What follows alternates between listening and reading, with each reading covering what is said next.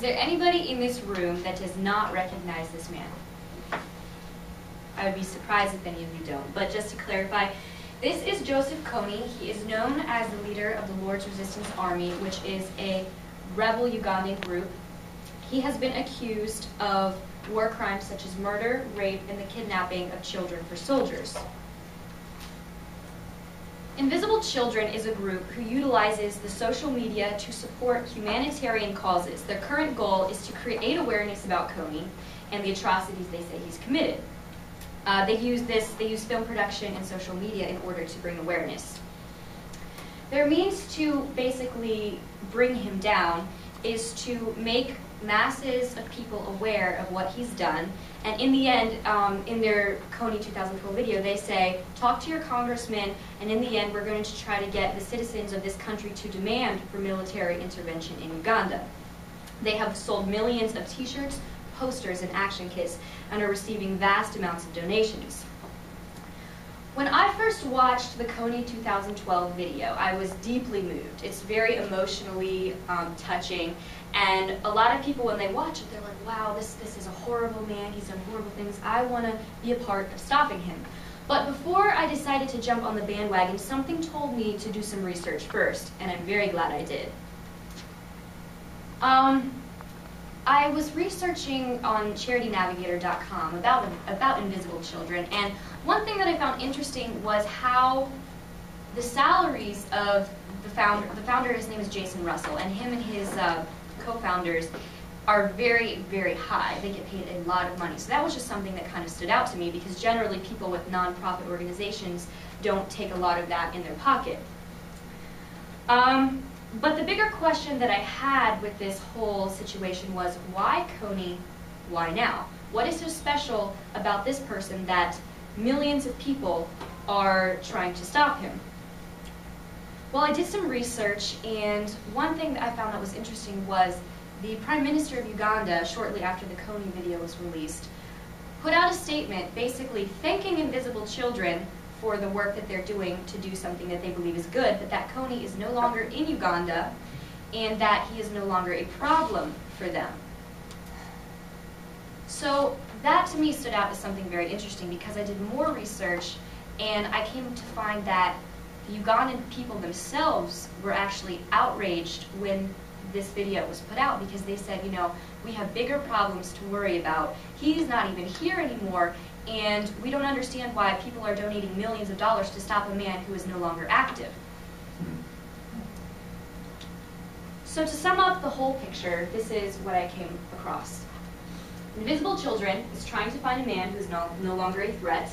They are encouraging masses of people to support as well as demand for military intervention in a country where Kony is no longer present. They are portraying a dishonest picture of Uganda using old footage to make the viewer think that it's currently being ravaged by Kony to this day, yet they are still receiving vast amounts of donations.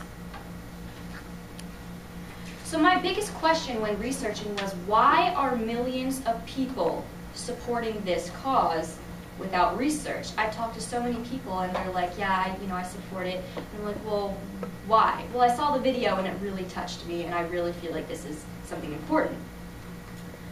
However, as a society, we have been cultivated to trust what social media tells us. The Kony 2012 campaign is the perfect example of why to do your own research before jumping on the bandwagon of what seems to be a noble cause.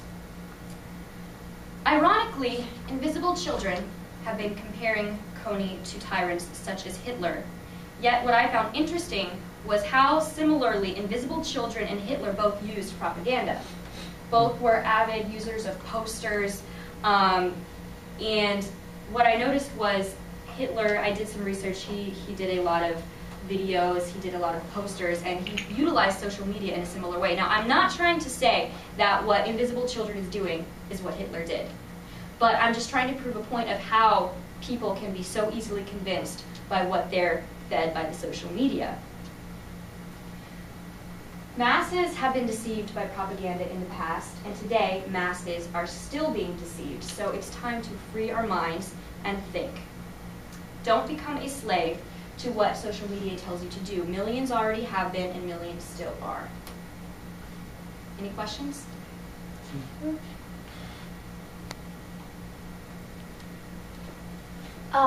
Just out of curiosity, not that I doubt your credibility at all, but what were your resources?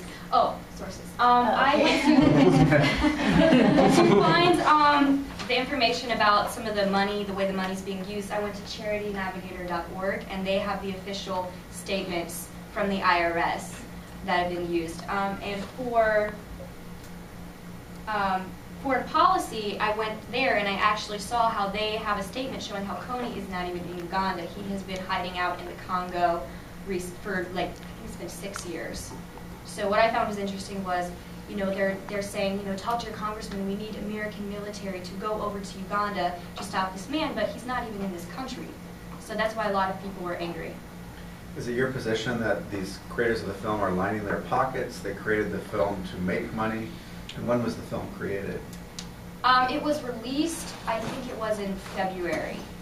But the thing is, they had been making this film for a long time, but what I found was interesting was the footage they used was, I think it was from either 2003 or 2006, and the footage that they used was basically making the viewer think that right now Ugandans are going to bed every night terrified that they're going to be kidnapped by Joseph Kony, which they were very angry about that because they said they haven't worried about him in years. As for motives, there's a lot of reasons why I personally believe could be the cause of their motives, but that's a whole other speech topic. That's a lot of other things to talk about. Are there currently any problems in Uganda? Yeah, there are a lot of problems, but one thing is that the Prime Minister said in his response was that they do have things that they have trouble with over there, but that Kony hasn't been a problem for many years. So, Let's do one more. well, wouldn't that be false advertisement then? You can't say he's there when he's not, and then I go talk to my congressman and I'm like, yo, we need to go send people to Uganda. He's like, well, he's not even there. This is the thing, yeah, this is the thing with that though, is they were very smart in the way they utilized this because they never actually say, Kony is in Uganda right now. We need to go over to Uganda and stop him, but their whole mission is to, I don't know if you guys have seen the posters that says move Uganda, move for Uganda. And they're wanting to send troops there to find him. So they never actually say, right now, this is where he's located. In the video, there was actually one part where they said that he and his army have spread out to other countries, which is technically true because his army is pretty much disbanded, but he's personally hiding in the Congo, near the Congo. So they never actually are clear to say that he is not even in Uganda whatsoever right now. Thank you, Hannah.